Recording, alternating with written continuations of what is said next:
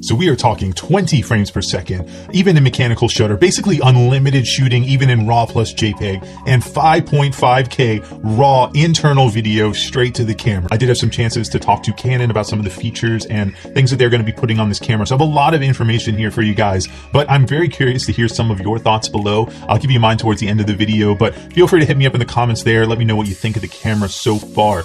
But first, probably the most contentious aspect of this camera is going to be the sensor. And that's because it is 20 megapixels, which is the same resolution as the 1DX2. And I know a lot of us were hoping for a little bit of a bump when it came to that.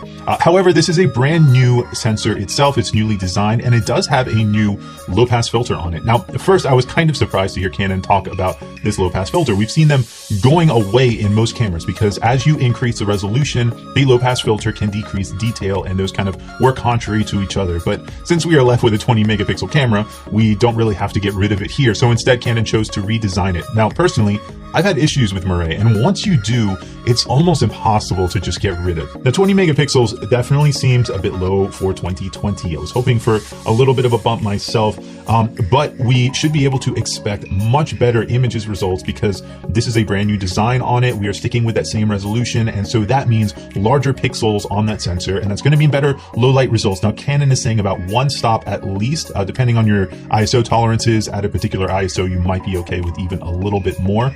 And then we also should see a dynamic range increase. And Canon has redesigned their sensors a lot in the last couple of years, and they've been getting a lot better. It was previously kind of a weakness. It was dynamic range with Canon, but it seems to be getting a lot better, and we're getting really close to the competition with backside illuminated technology. So I don't quite think it'll be quite that, but we should get really good in image quality there. And the real justification, I think, for keeping that resolution low, we're going to be talking about in just a second. Now, it's amazing, but the 1DX2 is actually 4 years old right now, which is kind of an eternity in computer time. So the 1DX2 had two Digic 6 processors, and since then we've seen the Digic 7 and the Digic 8. Well, Canon has decided to skip both of those and the number 9 for some reason. So we are going straight to 10, and this is the crazy powerful processor. In fact, they say it's over 300 times more powerful than the dual Digic 6s with computing time, and over 3 times in the actual processing of your photo. So a much more powerful processor, and we're going to see the effects of that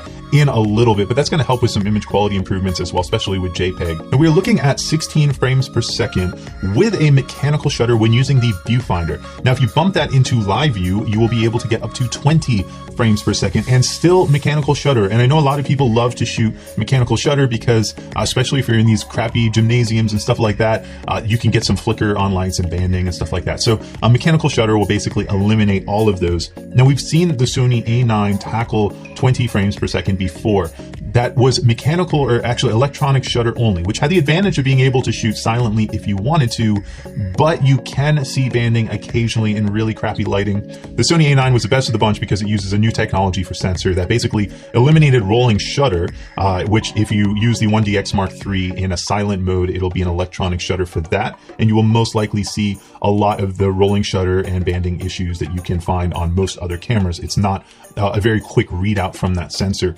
However, if you're shooting mechanical shutter, you don't have to worry about any of that. Now, where the 1DX really shines is going to be the buffer. So yes, while we did shoot 20 frames per second on the A9 for a couple of years, and that was 24 megapixels, the 1DX Mark III can do it for 1,000 frames in full 20 frames per second, shooting RAW plus JPEG. So while the 1DX Mark II topped out at just 170 frames, you can basically shoot unlimited now. So I think the times of waiting for the camera are basically gone. So you can hold down the shutter button for 50 seconds in full 20 frames per second and never fill up the buffer. I don't think you are ever going to be waiting on this camera. And I know for a lot of photographers, that is going to be huge. And that is a kind of a real area where some of the other cameras, especially like the A9, can fall behind. Is they're pretty good in that area, but you're definitely not going to be able to shoot unlimited. And there might be some situations where you might be waiting on the camera and the buffer to clear. So there's a brand new shutter mechanism and a brand new mirror mechanism on that that's helping to make that possible. And then also we should have lower blackout in that as well due to that new design.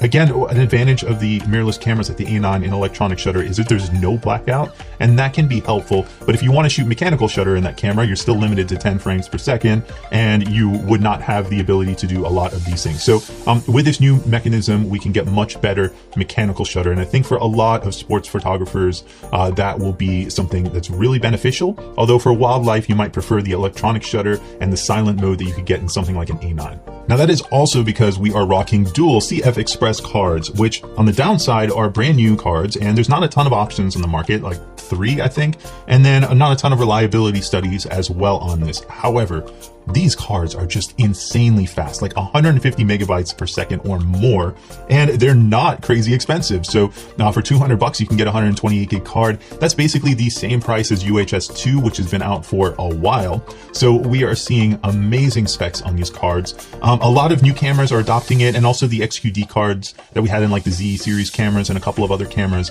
those are being able to fit CF Express 2. So I think this is a new technology that's going to take off. I'm glad to see it here. We're embracing a new format here, and I think it's going to pay off in the end.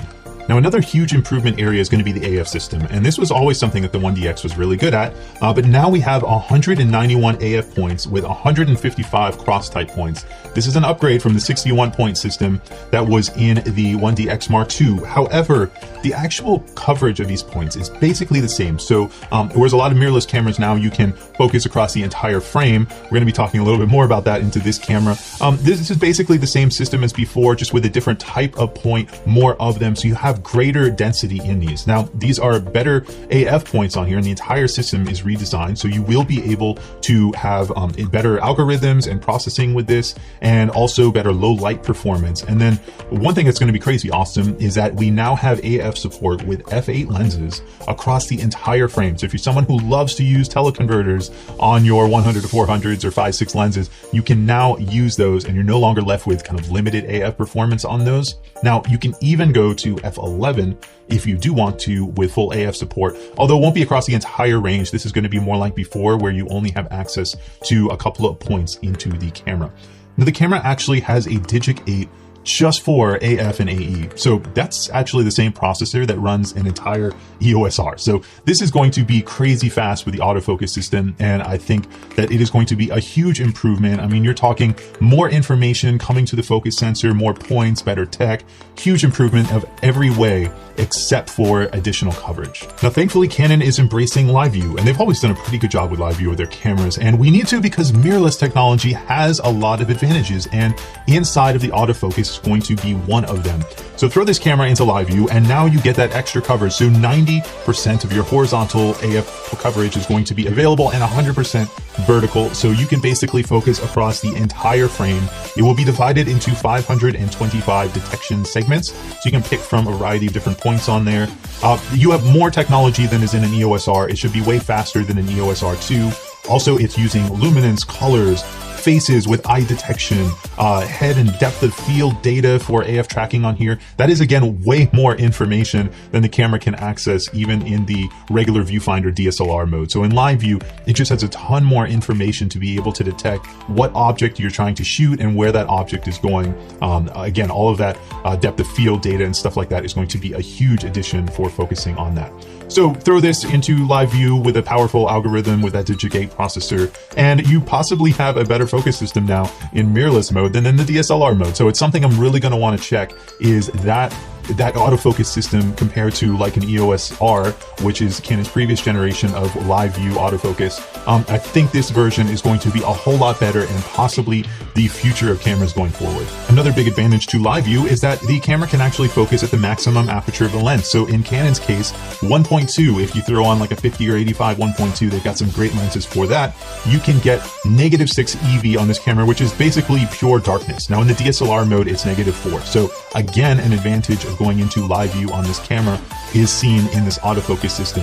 I definitely want to do some tests with the live view versus the DSLR system on this, because I really am starting to have faith right now that Canon is going to develop a pro-end mirrorless camera that is going to blow us away, because the autofocus technology in viewfinder mode is great, but in live view is just astounding. A really interesting option here is going to be able to shoot with a new high efficiency image format. That is, instead of JPEG or an alternative to JPEG, it's basically the same file size as a JPEG image, but it gives you 10-bit versus an 8-bit and JPEG. These formats do take quite a bit more computing power, and it looks like the 1DX is struggling a bit as well, because if you take a look at your shooting speeds in your RAW plus your high efficiency image format, the maximum burst rate is reduced quite a bit as well. So I might be a little biased here because I like video shooting, but the video specs on this camera are just insanely awesome. So we are talking about 5.5K RAW at 60 frames per second straight to the cards internally on this camera, which we can just sit on that for a second because other cameras are not doing this. There are some little holdbacks in the details, which we'll get to in a minute, but overall, this thing can shoot a ton of different frame rates, and the possibilities are almost endless for this camera. So 6K, 60 frames per second, you can shoot it in an uncropped and cropped. The only thing to keep in mind is if you are shooting 60 frames per second in 4K or higher, you will not have autofocus in the full frame option. I know that's going to be a disappointment to a lot of people, including myself. If you bump that into APS-C mode, the crop mode, you will get your autofocus back. That's a big deal because Canon's autofocus is just so amazing. I love shooting with it. So yes, if you're shooting 60 frames per second in 4K and above, you will have to bump into the crop mode for that video. However, you have 10-bit 422, 12 stops in C-Log in camera at any frame rate. I mean, this is class leading. You can shoot H.264, H.265, depending on the frame rates. You can output 4K at 60 frames per second over HDMI. This camera will oversample as well, so the actual video quality is going to be a big step up from before, and we're not stuck with motion JPEG, which, God, I hated that format in the 1DX2. It's basically the reason that I don't shoot video on that camera was because motion JPEG sucks so much. So this is a huge upgrade in virtually every area. In camera 5.5K, just some specs for you, and I'll bump some more on the screen here, but 2600 megabits per second, or in 30p 1080, you do have the option of shooting at anywhere between 120 and 340 megabits per second. So really good choices in bit rates. You can shoot amazingly high quality if you do want to, and much better than any other camera is delivering.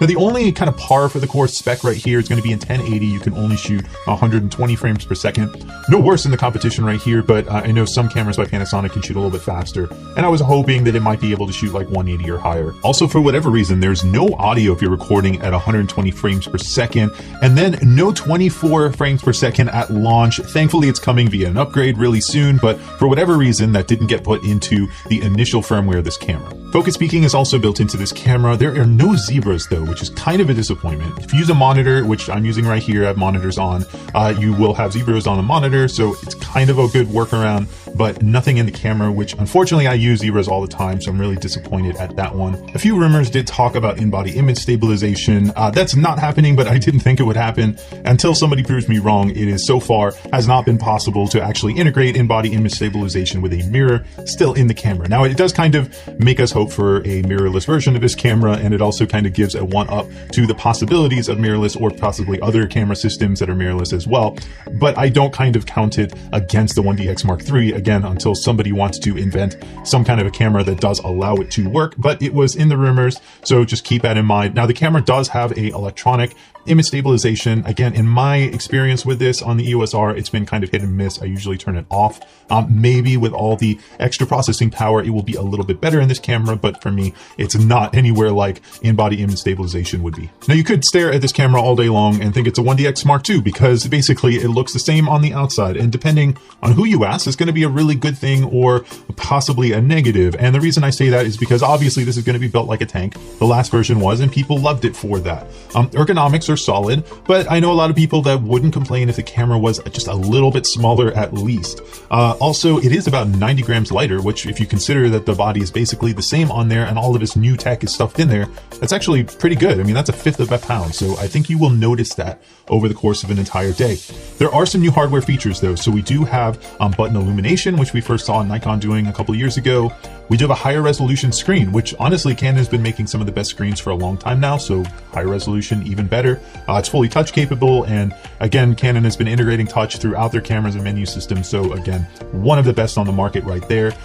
Also, there is a smart controller built into the AF button. We first saw this when they did that kind of pre-announcement back last year, and this is kind of what I thought it would be, so you can basically move your thumb across that and move your autofocus points around.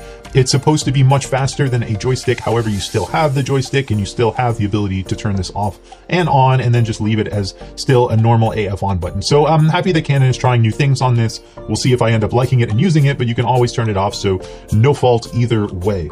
Now, we do have a ton of networking options on here that we did not have before, as well as GPS built into it, so much faster options on here. There's external add-ons as well that you can get. I'm not personally somebody who uses a lot of networking, but if you are, there's a lot here, and I'll list some of it here because it's just something that I don't use as much. And then GPS included now is really nice to see as well. I know a lot of people will appreciate that one. So Canon has definitely stepped things up when it comes to speed and video, especially. You combine that with the autofocus technology, both in live view and in the regular viewfinder DSLR mode. I think you have a really good camera right here. It's a solid upgrade. You might have some issues with the choice of 20 megapixels, but I do think that Canon is starting to justify that with improved image quality and then being able to shoot 1,000 pictures and basically never have to worry about a buffer. I think a lot of sports and even wildlife photographers would prefer that if that was the option that they had to choose from. I do think that I wish that they had stepped it up just a little bit. 20 megapixels is just a little low in 2020, but that's what it is. And I do think we have a lot of solid features and build. And overall, this is a high-end camera that nothing else is coming close to right now. So let me know your thoughts on this camera. Again, I'm going to get it in and give you my full thoughts on this thing. I might even use it as my #1 video camera from now on because, man, these video camera specs are amazing on here. So drop me a line down below. Thank you guys so much for watching. Hit like, sub if you haven't already. We'll give you a preview of this camera, and I'll see you guys soon in a new video coming up.